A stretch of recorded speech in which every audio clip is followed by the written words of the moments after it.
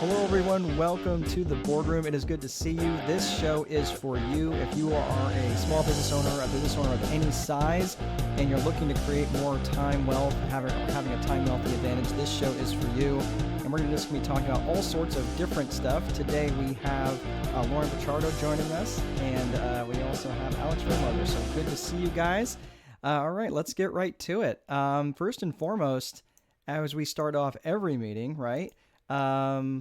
Give us our biggest wins and victories. What's going on, Lauren? You want to kick us off? Biggest wins. I'd say my biggest wins lately has been to have extra time in my schedule to spend with my daughter before she's off to her father for July. So, Wow, nice. You get extra time in with Squish. yep, with Squish. All right, Squish. All right, Alex, you're up. Biggest wins, brother. Perfect. Yeah, I'd say two biggest wins that come to mind for me. One, I'm being pretty aggressive in the number of books that I read this summer. And so I just finished one, The Willpower Instinct by Kelly McGonigal.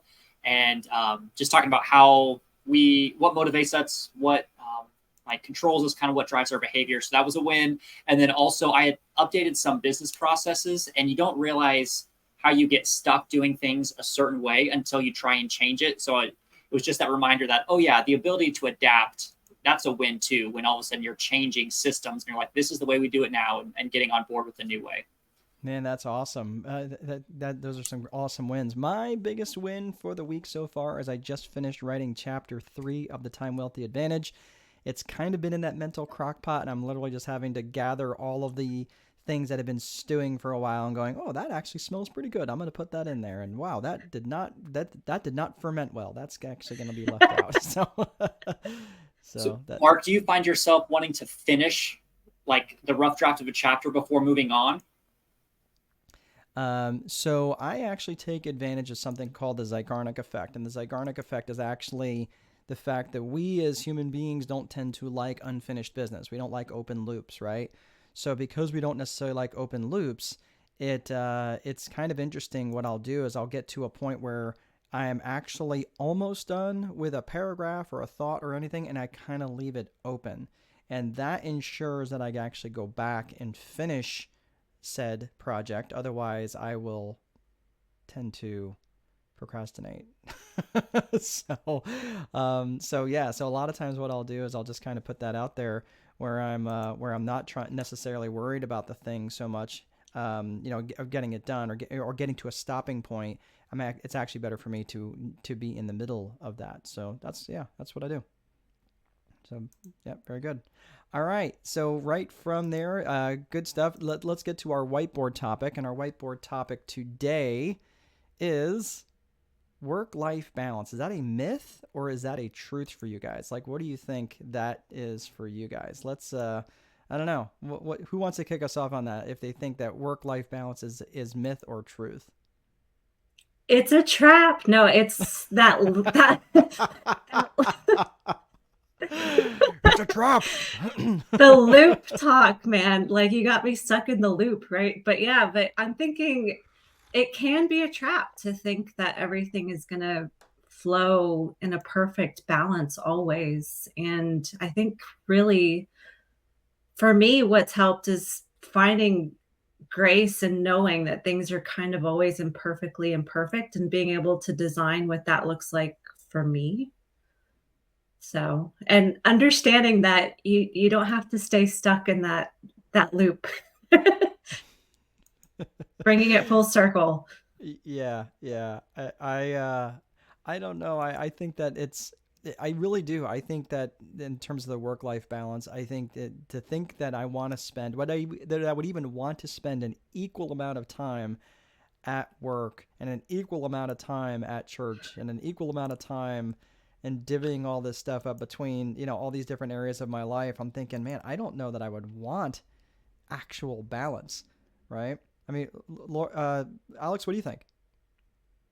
I always think through the lens of, how is this true today versus in the past, right? So is this an ongoing struggle? How has it changed with, like social expectations? So, with today's society, I do think that our definition of work-life balance has changed. It used to be that, like you said, Mark, no, work fills 80% of your day, and that's what balance looks like. But now we're in this expectation where people want to be more work from home, want to be more self-employed entrepreneurs. So I think that the expectation for work-life balance means more of I can do when I want or do what I want when I want to do it, and kind of be more autonomous with my schedule. So sometimes that means juggling a couple things at a time, but people like that freedom and maybe of those less defined boundaries. So I think that working from home, the rise of internet and video calling has allowed for more work-life balance, or even, as some people use the word, harmony, right? Yep. So I think that's one thing. And the other thing that I think of is I try not to think of balance on like a day-to-day level, because sometimes you go through weeks or even months of different periods. So you might be heavier in your business for a couple of weeks or maybe even a couple of months, but then that opens up time for a couple of weeks with your family or an extended weekend away with family. So I try not to think too myopic about balance, because it is hard to do that 20%, 60%, 47% every single day. Do you guys agree with a different time horizon when we think about balance? Yeah, we have seasons in life that we go through, and just like everything in nature, things ebb and flow, and allowing space for that, right? If you're too stuck in this limited idea of everything has to be perfect and has to be perfectly balanced, you're just going to be stuck in this overworked, overdrive, It's that almost like feeling of it's almost like a exhaustion. it's almost like a need for perfection, right? Like Exactly. yeah. Yes. So, and So having here's a grace, question. right? How do you know if you are just in a busy season or if something's not working in your life or in your business? Mm, I think that's a great question. yeah. I think that for me anyway, and I am one of the ones who subscribes to harmony. I like that word because I don't think that there's ever equal balance, but I do think that harmony can exist between a work side and a business side and a faith side and a fitness side and a like all these different sides of our life that are important, right? But for me, I always have to go back to what's written down in my personal vision, right? Now, because Mhm. again, it's easy to have a business vision, but for me, if I'm going back to my personal vision and that's my main circuit breaker that trips, then I'm going to look at it from that perspective and say, wait a minute, if I'm this thing that I'm doing, let's say I'm really super busy right now, but I'm not going to, like, I make sure that I'm spending time with my kids. I'm making sure that I'm spending plenty of time with my bride. I'm making sure I'm spending plenty of time with the people who matter to me. And if I'm finding that too many days in a row, I'm not doing the things that are in alignment with my personal vision, I think that for me is the main circuit breaker, Alex. It's a great question. Yeah. Alignment for sure is where it's at. And you can really sense when you're not in that state, because that's when you start to feel more drained and stressed and dysfunctional, so to speak. So great points, Mark. I love that. Yeah, well, and that was a great question, Alex, because that I think you're right. And we'll land the plane on this, but the thing that I really just find interesting is that it's so easy to get caught in that trap of just general busyness, and if I'm not doing if I'm not doing enough, I feel like almost I'm a slacker. But it's what is really interesting is that research actually shows that when you are more hyper focused on one specific task until completion, you're actually much more satisfied in the work that you actually get done, which is interesting because people are like, oh, I got to get all this stuff done. And they try to do a little bit of this and they get that to a 60% completion and they try to go over here. And well, now they got to remember where they left off. And that stopping and starting and stopping and starting, that is really rough on our brains. So we are much Mhm. better when we can find a thing and move on and move on intentionally. So really good stuff, guys. Well, let's move on to the water cooler. And Alex, this is I love this topic. You suggested this one. I have got to tell you, I know we talked. This has been a couple of weeks that we actually talked about this. Man, I don't even know what to think about this. Generation Alpha has a language, and I don't know. What do you ski dazzle on this? I don't even know. Okay, so part of today might be inventing new slang, right? Mark just took his first stab at inventing some new slang. Swing and a miss. Yeah. No, this was relevant because I just kind of was on social media and started seeing more and more of these videos of like what the new slang is, right? So one of it was a like upper millennial, younger Gen X mom being made fun of by their middle school daughter because the mom was saying, well, cool beans, right? People still say that. And the kid was like, no, mom, no, you can't say that. So what are the kids saying? I am One of heartbroken them right is now. I am heartbroken. That cool beans yeah, Come cool on, beans no, has man. been out. no longer allowed. I have no words. I don't even know. Have you The guys words are heard the kids coming. use skibbity? Skibbity. Skippity Skibbity. doodah. No. So I have not. skibbity is what people say if something's like bad or gross or wrong. They'll be like, oh, that skibbity, toilet, that skibbity whatever. Skibbity pair of shoes. Yeah, Yeah. skibbity pair of shoes. Like, why would you wear that in public? Look at that skibbity person. Oh man. Yeah. Wow. They're just skibbity, so I wouldn't even pay them any attention. That's right. That's wow. Yeah. So skibbity. Yeah. All right. That's Skibbity. one. Yeah, that's part of the slang. The other one, Mark, you said this happened the other day where your kid went by and picked something up off your plate, just kind of like collecting his toll for passing by. Yeah. What's that about? The Gen Alpha name for that is the Phantom tax. Phantom was this celebrity on YouTube, FANUM or something like that. And so that's called the Phantom tax, is when someone takes a tax on your food just because they're your friend or because they're sitting close to you. Yeah. That's a thing. That's definitely a thing. It's a thing. And but it's a two-way street, so use it back. Oh, so that's true. I do that yeah, to taxes, I do that to my daughter.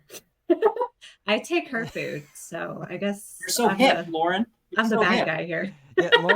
Yeah, Lauren, you are ahead of your time. Apparently, you are just that is not skibbity. It is actually a phantom tax. Yeah. So, Lauren, your I am a daughter's phantom tax. 12. Is that right? She's 10. And I She's asked 10. her, Okay. Is she using any words that you don't recognize? I asked her the other day if she understood what the word Riz meant. I didn't tell her any details or backstory or anything. And she said, oh, yeah, my friend said that they use that at school whenever there's someone trying to impress somebody they like. They call them, that's their Riz. Like, The rizzing. Yeah. So the kids are saying that Riz is kind of like charisma. That's where it comes from. So if someone they've got Riz or they're showing Riz, it's typically in like either like a romantic or a flirting situation where they're just coming out really strong with the charisma, but it could just kind of be a show off sense in general. So like, yeah, they're definitely a Rizzler. They were doing this, or look at that Rizzler. Riz. Like, can Oh you my believe what he gosh. just asked? oh my goodness. I love this so much. I want to be a Rizzler. Oh my! I think I see a T-shirt in my future. That is so going to say that. Riz. That So should be Riz. So Riz. the slogan. Are you a Rizzler? Oh man, wouldn't you like to be a Rizzler too? That's All right, hilarious. we are okay. I my brain is short circuiting from this because I don't know that I'm ready for another language. I didn't even pass French in high school, so I'm not even sure that I can do this. But Generation Alpha language, it's kind of funny, and as let's bring this obviously into the business world a little bit. From that perspective, this is reality. We've got to, we have to adjust to this language. You don't necessarily have to subscribe to it, but at least understanding that they have this need for identity. That's one of the things I read about that in the 5 Love Languages of Teenagers, where again, even back in the the late 1800s when I was actually a child. But no, in the 80s, it was, things were rad, things were cool, things were fresh, all of these different things. It was kind of funny that how every generation adopts its own language and its own lingo. And this is Yeah, I did not know that any of these things were actual things. So, all right. Mhm. So when we think about communicating with customers, to what extent do we respond to these trends and the different languages that are coming? How do we know if it's a fad or if it might help us get more business or seem more approachable? What do you guys think? Man, that's a really good question. I think any time, I think authenticity always wins. Mhm. I think anytime you're actually thinking about you're trying to act in a way that's not authentic to you, I think the alarm bells start going off in any person's mind, whether they're 10 or they're 90. So I think you have to be authentically you. And I know I have been accused of having kind of my own language and using my own words and my own vernacular, um, but I'm authentically me. And if I say something and everyone almost knows, I'm almost saying it as a joke, like as a, hey, I've totally risen with this, and people like, please don't ever say that again. I'm like, I know, like they know there's kind of like a hidden joke in there that they know that that's not how I normally speak. So I think authenticity always wins the day. I think you can do it in a way knowing that you're saying it, but you're not really being serious about how you're saying it. Does that make sense? It does make sense, but I think we need to stop the program because I have a t-shirt that's going to add to your slang line. So it's an Easter merch line. Okay. Jesus, he is risen. Uh, wow. Do you get Oh it? my Do you gosh. get it? Yeah. I see what There you it did is. there. I He There is love it it. is. totally risen. Yeah. He is risen. Wow. Let's go to the break room because I got nothing for that. Let's go to the break because I need a break. I'm impressed. Alex, I'm not even sure I'm going to let you in the break room for that one. Yeah. That was actually pretty clever. All right, guys, we're heading into the break room. So what is going on with you guys this weekend? What kind of things are you trying to accomplish? Obviously, we got the rest of the week going on. Like, what's going on for you guys? Well, I know it's exciting news since my daughter is going to be with her father all of July. We're going to go to Slitterbond, Texas. It's in Galveston here. I have been there. Have you? So Slitterbahn actually means slippery road in German. I know this because I went there when I was in the Marine Corps. I went there. This was 100 years ago. We were stationed down in Randolph Air Force Base, and we got to go down there. It was a pretty good drive if I remember right, but it is an absolutely fantastic place to go, and it's a lot of fun. So Yeah. So yeah, we're going to get that little last minute adventure in. good for you. That's amazing. I'm Is, not is gonna it lie. nature like hiking or is it more shops and tourist? It's It's a like a gigantic water water, park. Yeah. it's a water park, but Oh, it has a lot of nature aspects, I guess. But the one I think Mark went to was in the hill country in Texas. I could be wrong. But I the don't know. I one, remember there being lots of alcohol, lots of floating, and lots of sunburn the next day. So yeah, there's one, I think it's in New Braunfels. New Braunfels. Yeah, I think that's the one Yeah, we New went to. Braunfels. Yeah. It's beautiful, and it's kind of tucked into the nature aspect of that area. So Yeah. I Yeah. like the idea of Mark going to Texas and them saying, just stay up in the hill country, Mark. That's where you'll fit in better. The city side wasn't ready for him. No, please don't come back. Yeah, that was pretty much how. That's pretty much how it played out. Oh, shoot. Yeah. Well, for me this weekend, I am actually house/dog sitting. So I've got two little corgis that I'm taking care of, and we'll be staying at my friend's house, which is nice because they have a pool. So I'll be able to stretch out a little bit. And then I'm flying up to my parents on Sunday and spend the holiday week with them. So. Oh, nice, nice. That's right. We got holiday week. Is it next week already? Oh my the gosh, yeah. week, yeah, Yeah, Holy 4th of moly, yeah. The July. end of the third 4th of quarter. July. So, yeah, I should have started the break room clock, but again, I'm not a very good boss when it comes to this group. So, we will wrap up our break here. But so this weekend for me, I don't have anything really planned. And which is the way I like it, and I like my structured unstructured time.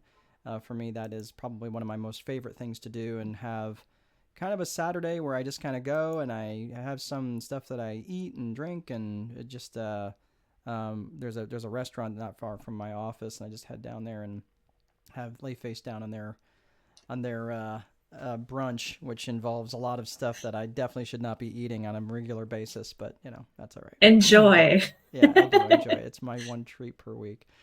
All right, guys. Well, we are wrapping this up, and we're at quitting time. What are your biggest takeaways from today? I mean, it's obviously, I don't want to presuppose anything, but yeah. So, what are you taking away? How does this made your life better or worse? Find the Riz in the open loop in life. Oh, wow. So that you can enjoy your unfinished business. Somehow that makes sense to me. That's what I'm leaving with. Okay. All right. Alex, here we go. We're preparing for landing here. Yeah, the zygonic Riz effect, or the zygonic effect, yeah. Well, whatever Lauren just tried to do. Yeah, no, that's a good takeaway. Yeah, I was trying to close the loop. I just couldn't get out of my brain. I would say for me, just that takeaway of that work-life harmony, and just that reminder that we know what we want our life to look like, right? But sometimes we're more heavily invested in certain areas than others, and just giving ourselves that grace that every day doesn't have to be perfect, right? It's okay to have a morning where your morning routine is delayed or off, or you spend more time at work and then you get more time with family or whatnot, and just giving myself the freedom to keep working through that. Yeah. Beautiful. Yeah, I agree with that. Yeah. So my biggest, as we wrap up and land this plane, my biggest takeaway from today, and I definitely think it has made my life better, is it's a trap. Yes. And for those of you Star Wars fans, you are welcome. All right. That's everybody. Thanks so much to our guests, my co-hosts here, Lauren and Alex. Thank you so very much for being with me today. And we are gonna be having some guests on the show here in the future that we've got lined up. So thanks so much for joining us today, and we will see you guys, of course, next time. Thank you. Have a good one. Bye, everyone.